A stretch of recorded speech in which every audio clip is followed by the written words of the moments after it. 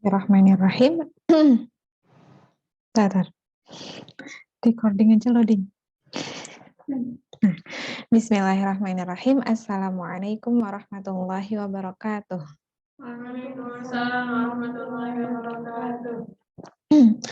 Alhamdulillahirabbil alamin wassalatu wassalamu ala asyrafil anbiya'i wal mursalin wa ala alihi wa sahbihi ajma'in amma ba'd. Rabbi shrah li sadri wa yassir li amri wahlul 'uqdatam min lisani yafqahu qawli. Puji serta syukur pastinya kita panjatkan kehadirat Allah Subhanahu wa taala yang telah memberikan kita nikmat kehidupan sampai dengan hari ini, nikmat iman juga nikmat Islam, sehingga kita masih bisa menambah amal-amal kebaikan kita, juga memperbaiki dosa-dosa kita. Tak lupa salawat serta salam kita haturkan kepada suri tauladan kita Rasulullah SAW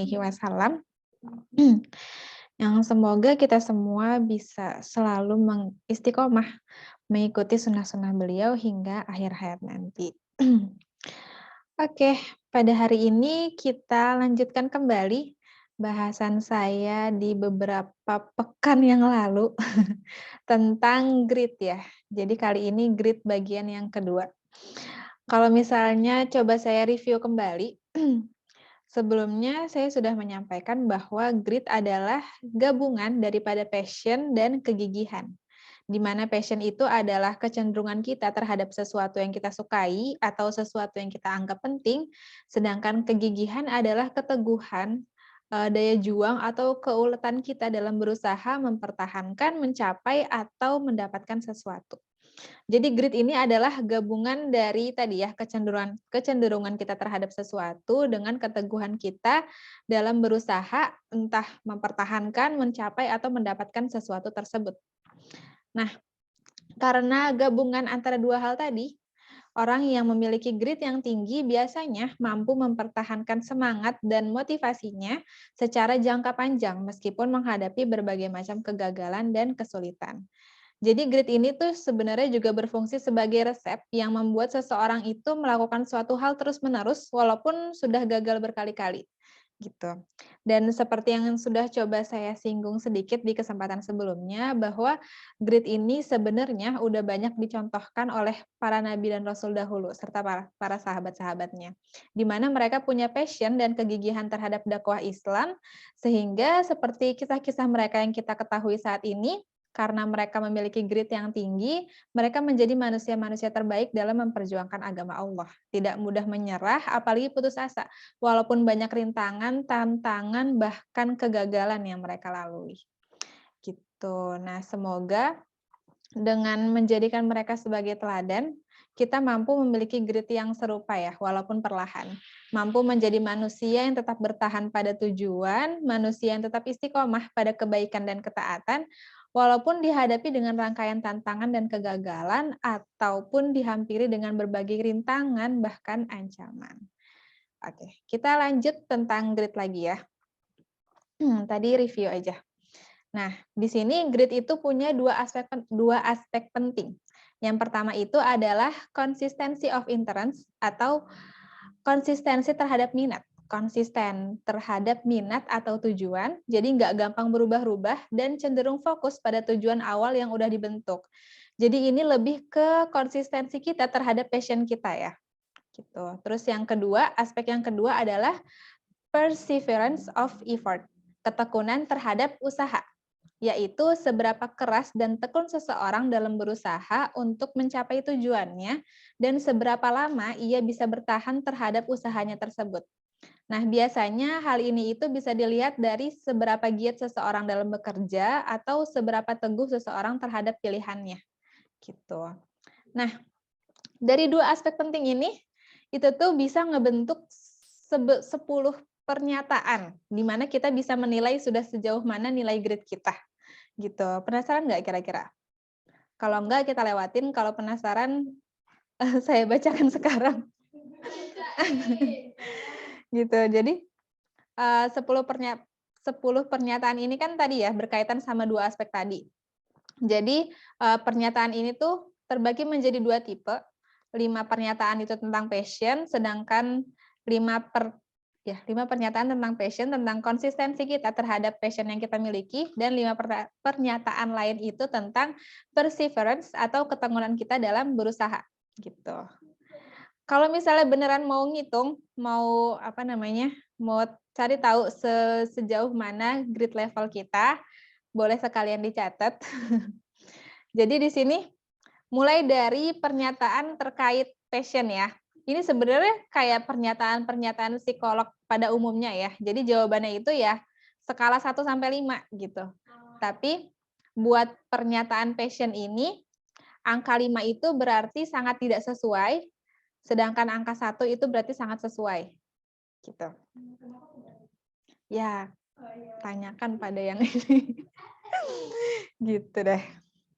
Justru kan kalau misalnya sebenarnya ini simpelnya ya, kalau misalnya coba ngetes langsung di webnya itu tuh nggak pakai skala, dia langsung pakai kata-kata. Tapi kata-katanya sama, jadi mendingan pakai skala. Gitu. Tadi ya 5 berarti sangat tidak sesuai, 1 sangat sesuai. Pernyataan yang pertama. Tulis angkanya aja, pernyataannya mah nggak usah. Ide dan proyek baru terkadang mengalihkan perhatian saya dari yang sebelumnya. 1, 2, 3. Pernyataan kedua. Saya sering menetapkan tujuan, tetapi kemudian memilih untuk mengejar tujuan yang berbeda. Ketiga. Saya mengalami kesulitan mempertahankan fokus saya pada proyek yang membutuhkan waktu lebih dari beberapa bulan untuk diselesaikan. Jadi proyek yang panjang sekali. Baru pengen ngomong. Semacam skripsi. Menyindir diri saya sendiri. Yang keempat, minat saya berubah dari tahun ke tahun. Terus kemudian yang kelima, saya telah terobsesi dengan ide atau proyek tertentu untuk waktu yang singkat, tetapi kemudian kehilangan minat. Jadi sekejap doang. Gitu. Dah. Oke, itu terkait passion. Sekarang selanjutnya pernyataan terkait perseverance atau kegigihan dan semacamnya lah. Tapi di sini berlaku sebaliknya. Angka 5 itu sangat sesuai, sedangkan angka 1 sangat tidak sesuai. Gitu. Yang pertama, kemunduran tidak membuat saya patah semangat, saya tidak mudah menyerah. Itu yang pertama. Oke, yang kedua, saya adalah orang yang pekerja keras. Yang ketiga, saya menyelesaikan apapun yang saya mulai. Yang keempat, saya rajin dan saya tidak pernah menyerah. Iya, tidak pernah menyerah. Yang kelima, saya telah mengatasi kemunduran untuk menaklukkan tantangan penting. Saya telah mengatasi kemunduran untuk menaklukkan tantangan penting. Ya, udah kayak ini ya, anak-anak psikolog yang datang ke kelas. Oke. Nah, udah dapet kan? Pokoknya nanti itu dijumlahin. Nanti setelah dijumlahin dibagi 10 gitu. Mungkin singkat aja, kalau tadi saya coba tes, nilai saya itu sekitar 3,8. Dan di sini tuh hasilnya 3,8 itu karena penulis buku ini adalah orang Amerika ya. Jadi mereka itu ngeriset di Amerika, dan 3,8 itu adalah rata-rata hasil dari orang Amerika. Gitu. Jadi artinya antara itu setara sama kebanyakan orang Amerika, atau di sini juga dibilang lebih baik dari 50% populasi orang-orang Amerika gitu. Pokoknya ada nilai-nilainya, terus hasilnya lebih ke situ. Misalnya tadi kan saya 3,8 itu 50%. Lebih baik daripada 50%. Kalau misalnya Kanima berapa? Oh, bukan. Nah, iya itu pokoknya itu, Angela. Grit level. Pokoknya gitu. pokoknya gitu. Terus kan tadi kan dibagi dua gitu kan, ada yang terkait passion, ada yang terkait sama perseverance. Dan di situ jadi kita bisa nih kalau misalnya kita mau ngitung satu-satu aja gitu. 1 dibagi 5, 1 dibagi 5. Di situ kan hasilnya tetap sama aja kan. Jadi kayak bisa ketahuan di mana kita yang kurang, apakah di bagian passion kita atau di bagian perseverance kita. Tapi kebanyakan adalah passion pasti tinggi. Soalnya itu cuman bicara soal minat.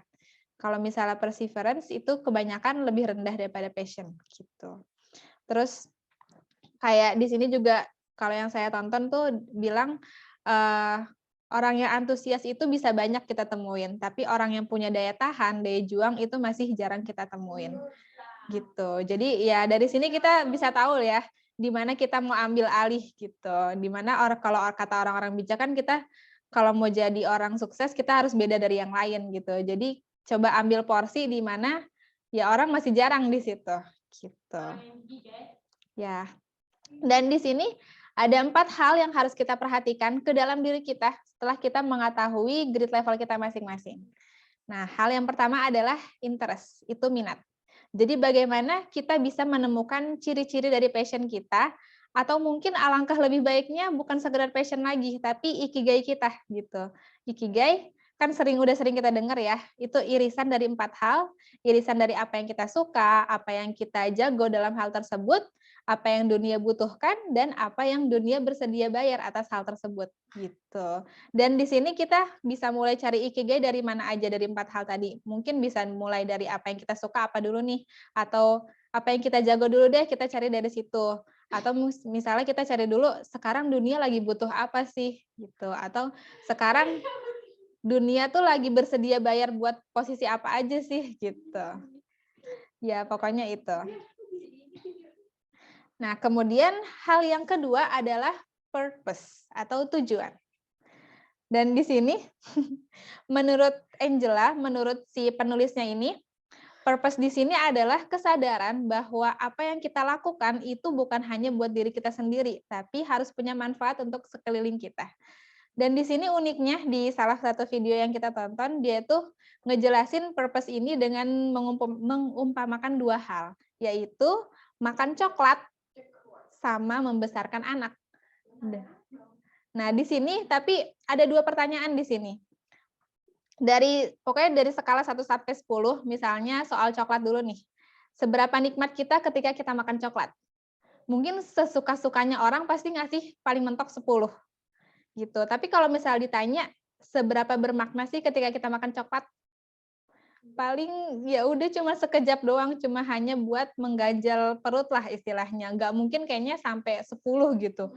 Nggak mungkin sampai bermakna secara jangka panjang gitu. Tapi misalnya kalau kita ditanya soal membesarkan anak atau setidaknya mengurus anak kecil lah karena kita belum pengalaman ya. Kalau misal kita ditanya seberapa nikmatnya sih ketika kita ngurusin anak kecil, kayaknya orang bakal jawab di bawah 5 nggak sih? Kayak harus ya gitulah, harus nanganin mereka yang emosinya sangat-sangat luar biasa gitu. Tapi kalau misalnya kita ditanya seberapa bermaknanya sih ketika kita bisa ngurusin anak kecil itu bisa mungkin kalau misalnya orang yang udah ngerasain ngebesarkan anak, mereka bakal ngasih nilai 10 karena itu benar-benar ngubah hidup orang tersebut gitu secara jangka panjang.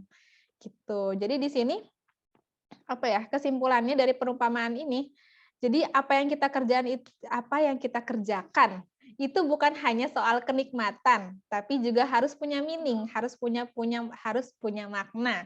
Nah, semakin kita tahu why-nya atau kenapa kita melakukan sesuatu tersebut, maka semakin kuat juga purpose dalam diri kita, semakin kuat tujuan dalam diri kita, semakin clear nih tujuan hidup kita. Jadi kita nggak gampang nyerah gitu.